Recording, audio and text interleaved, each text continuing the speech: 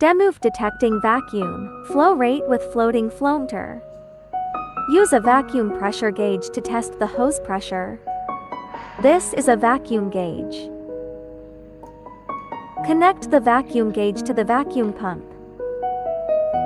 Turn on the ball valve. Vacuum reading -0.08 megapascal. The vacuum flow meter can detect whether the flow rate of the vacuum pump meets the requirements of the vacuum table.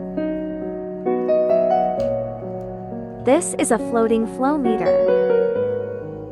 The unit is mH. The measuring range is 1.616 meters H. Turn the throttle valve counterclockwise to the maximum.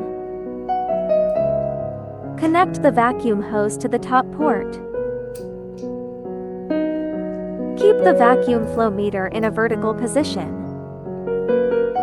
Turn on the ball valve switch. The float will rise to a certain height. The scale corresponding to the top of the float. The float is the value of the vacuum flow rate.